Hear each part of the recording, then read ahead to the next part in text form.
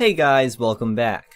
I hope you're having an amazing day. Let's get right into the stories. The first story is titled, I Can't Prop the Door Open? Alrighty then. I work for a small moving company in my city. We move furniture and decor to many different places throughout the city.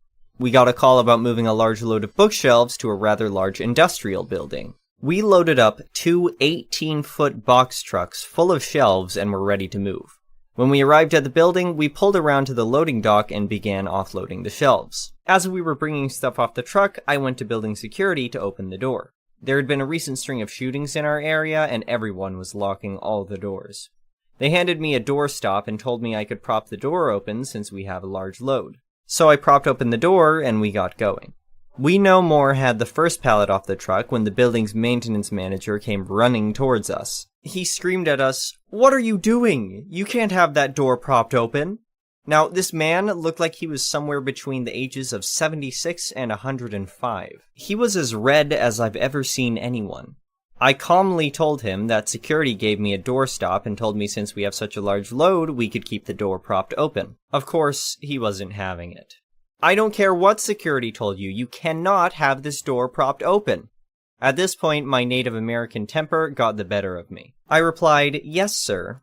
I walked over to the door and picked up the door stop. I walked back to security and explained the situation. They rolled their eyes and explained that this crotchety old fossil is always causing problems all over the building.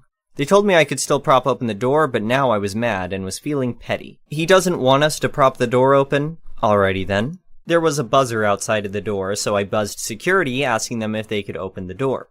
Well, guess whose office was right by said door, and thus, guess who security called to open the door and let us in? That's right, Fossil Man that was 2 days older than dirt. He opened the door and let us in. We made our delivery and came back to grab another pallet. I again buzzed security, and they again asked Fossil Man to let us in. This happened twice more before he stopped me and said, "You know, if you wanted to keep that door open, you can, since you have such a big load."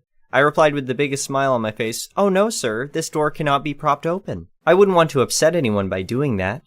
He looked at me with a look on his face that was somewhere between murderous and the realization that he had made a huge mistake. 18 pallets later, we had the load delivered. And every single time, guess who had to let us in? It took us a little over 2 hours to get everything finished. The last pallet we delivered, I poked my head into Fossil Man's office and said, "Thank you so much for your help." I'm pretty sure he popped a blood vessel. The next story is titled, FHOA Gets Harassed by HOA I'm Not a Part of, and have refused to join. So, I purchased my property in a quasi-non-voluntary HOA enforced sale. I cleared the liens, which were disclosed prior to my purchase, and have been fixing up the property. I'm currently living in an RV I have parked in the front yard. I have it up on concrete blocks. Totally in violation of the HOA, but I'm not a member. The interior of the house is not livable. Pretty bad hoarding situation. And I have a standing order with the trash company to have a 10-yard bin that gets swapped out every Friday. I predict another 2 to 3 months until that service can be cancelled. The dumpster every week is on top of bags of clothing that goes to Goodwill and all the crap I put up on Craigslist and eBay for sale. Plus, I have enough shampoo and conditioner to keep my hair silky smooth and smelling of springtime for the next 50 years. The HOA has been harassing me to join. I thought we settled the argument, but screw them. They also attempted to have my RV towed off my front yard. Fortunately, I had already made efforts to prevent it from being towed. Namely, I called the towing company the HOA had a contract with, and my lawyer explained the situation. They also started sending me fines in the mail, and I'm adding them to the harassment file. Not being dumb enough to be sued, the towing company agreed that they wouldn't tow any vehicle from any space that could be defined as 123 Oak Street without my direct authorization, including but not limited to the driveway, garage, front yard, or street in front of 123 Oak Street. We also saw a way for them to profit from the situation. This is my pro-revenge on them. We have a standing deal that they can drive the tow truck to my house, then they knock on my door and ask if I called the tow. If I say no, they charge the HOA for wasting their time. And if I don't answer, they can still charge the HOA for wasting their time. The towing company hit them for about $500 before they caught on to the deal that they made with me. Some good news, I've successfully gotten into the bathroom and cleaned out all the children's clothing and decades-old pizza boxes and bags of onion peels. So after a great deal of elbow grease, I might actually be able to shower in my house soon. The next story is titled Neighbor War. My neighbors, both him and her, have whined about a lot of little things over the last 8 years. Bad enough that they are the only reason we would move away. We have considered it many times. Early this summer, they asked if they could heighten our shared fence from 7 feet to 9 feet. They offered to pay, but we said no, and then didn't hear anything for a few months.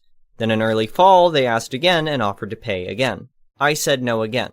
Then they came back with, "You don't complain about our fence and we won't complain about your shed being too close to the other neighbor's fence." So I said, give me the weekend to think about it. I then spent the weekend moving my shed exactly 10 inches farther away from the fence so it complied with city bylaws, and we haven't talked since. Not about the fence, not about anything.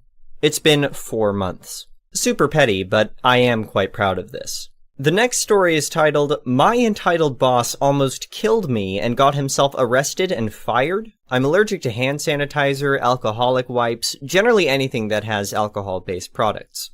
I even bring my own soap because I can have a reaction to some soaps. I can't even drink the stuff without my lips swelling. My old boss was my cousin, so when COVID hit, I didn't really have a problem until my cousin got promoted and got transferred to a new office. Enter our new boss. We got a mass email going over our new COVID safety procedures, and one of the new procedures is that we all have to use hand sanitizer and antiseptic wipes. I sent an email to HR telling them about my allergies with medical documents. They sent back saying that I don't have to use the hand sanitizer and antiseptic wipes, and that they put it in my file. However, when I sent the exact email to my new boss, he replied saying that all employees have to follow the new COVID safety procedures, no exceptions. When I then replied that if I use those products, I'll need medical assistance, he then sent me another email saying that if any employee doesn't follow the new COVID safety procedures correctly, that they would be fired. I sent copies of the emails to our union rep and HR department, to which they replied that they would talk to him and kinda told me to ignore him unless he tries to actually fire me. So I go into work and my new boss is literally waiting for me at my desk with a bottle of hand sanitizer in his hands, asking me to hold out my hands. I replied saying, "No thanks, I'd rather not go to hospital today." He got mad and literally grabbed my hand and squirted sanitizer on it, then rubbed it in. Then said, "See, that wasn't so bad." I tried to go to the bathroom to wash it off, but he blocked me. Well, I had a bad reaction. Thank God I had an EpiPen in my desk. My boss kept saying I thought he was lying, and kept saying that until I was put into the ambulance and couldn't hear him. A member of the HR department and the legal department came to visit me in hospital, probably making sure I don't sue, and informed me that he was fired. The woman from the HR department also said that they called the police on my behalf and I should be getting a visit from them soon.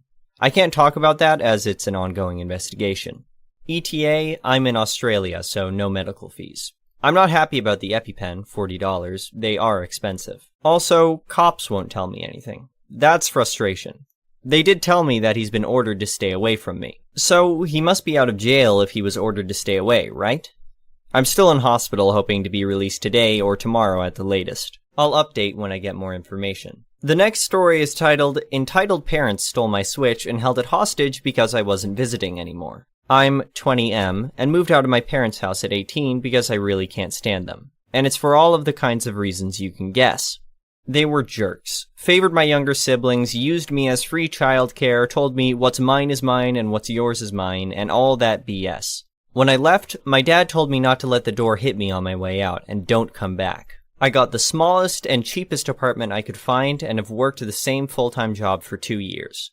My parents didn't even hold out a month before calling me and begging me to come back home. Because without me, someone else had to watch my siblings. I refused because now I finally had time for myself. My dad eventually called me and actually demanded I move back home and pay them rent instead because family is more important than my personal independence. I said back to him that my life is important too. And for once, I'm getting to live for myself. So he basically said, well then see how long you can last without us, and we didn't talk for months. I don't know what he was hoping for. I managed well enough by myself. My family seemed to slowly accept that I wasn't going to come crawling back, and over time we seemed to mend things.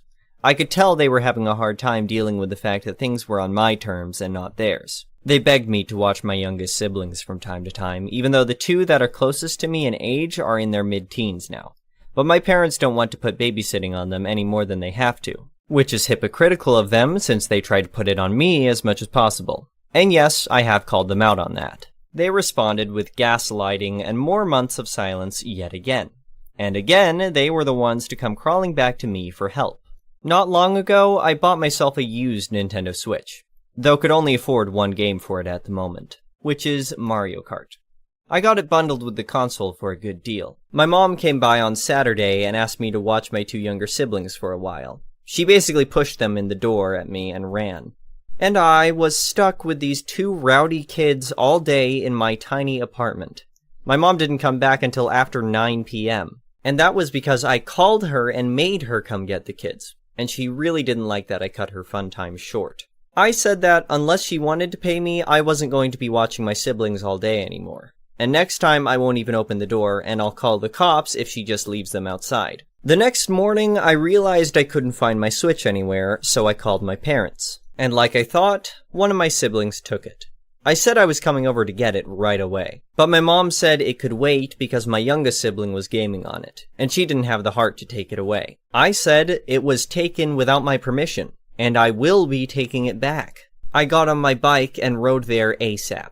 And when I arrived, my sibling was crying because the Switch's battery had gone dead and they didn't have the charger. I told them to give it back, but my dad took it and said I can have it back when I agree to start helping out with my siblings more. I told him if that's how he wanted to play this, I'd get police involved. And no, I was not bluffing. He dug his heels in and insisted I wouldn't do it. Until I pulled my phone out and started dialing. My mom yelled, "Wait!" and hurriedly took my Switch back from my dad. He called her a traitor and demanded she return it to him instead of me. But she said it wasn't worth having police called on them. Before leaving, I told them if this ever happens again, I'd be calling the police first. And if they want a Switch for my siblings so bad, they can get their own. My dad yelled that I can't disrespect him like that. And I countered that, even though I'm an adult, he's not bothered to ever show an ounce of respect to me. And I'd had enough. Then I walked out with him yelling at me to come back and face him. Right now, it's back to silence from them. My mom texted me once, begging me to still watch my siblings. I said that if she wanted me to babysit so bad, she could pay me. And I'd only take the money in advance. Because I'm not doing it for free anymore. Especially after they stole from me and tried to keep from returning my property. They don't own me, I'm an adult with my own place and my own life. And they can either get used to it or get lost. It's been over a week since that text combo, and none of them have as of yet talked to me again. Which is fine, they can deal with their own messes. The last story is titled Dog Adoption Fees. I've never posted on here before, but this definitely belongs. We had 2 dogs as of recently, and one of them passed away. She was old and lived a very nice life, so it was peaceful in a way. She had medical issues, so I'm glad she passed around the family she loved. She was larger, a golden mix, and our other dog is much smaller, so we decided to donate her stuff on Craigslist to someone who might be looking for a dog or already had one that needed supplies. I'm talking a high-quality bed, crate, all of her food, toys, etc. All for free.